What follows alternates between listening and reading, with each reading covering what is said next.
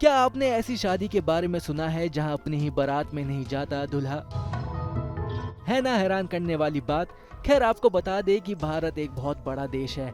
हालांकि भारत में कुछ ऐसे परंपराएं भी है जहां परंपरा के अंतर्गत शादी के दौरान दूल्हा नहीं बल्कि उसकी बहन दुल्हन के साथ लेती है 7 फेरे।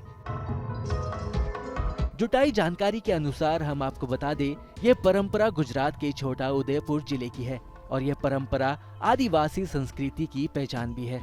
इस परंपरा में दूल्हे को अपनी बारात में जाने की बिल्कुल अनुमति नहीं होती और वह घर पर ही रहता है। और आपको बता दे, उसकी जगह उसकी अविवाहित बहन बारात लेकर जाती है और दूल्हे के रूप में सारी रस्में अदा करती है।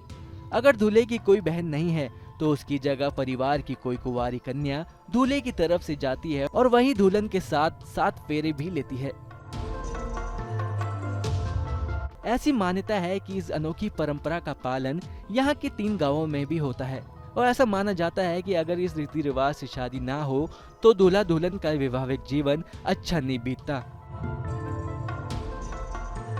गांव के लोगों का कहना है कि जब भी किसी ने इस परंपरा को नजरअंदाज करने की कोशिश की तो उन्हें कुछ न कुछ नुकसान उठाना पड़ा।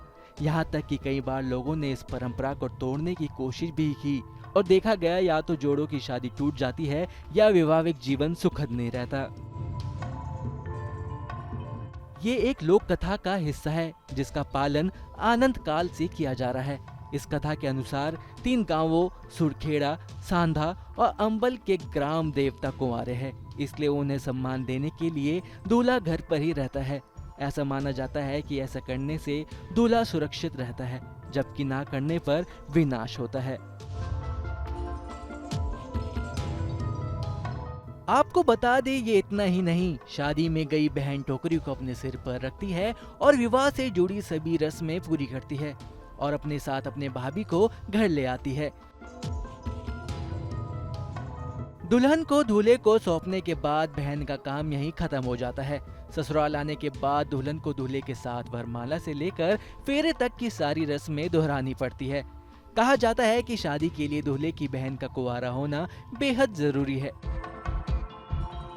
इस अनोखी शादी में एक और खास बात यह है कि यहाँ दुल्हन के परिवार को दहेज नहीं देना पड़ता। यह परंपरा है कि दूल्हा दुल्हन लाने के लिए लड़की के परिवार को दहेज देता है। News nation.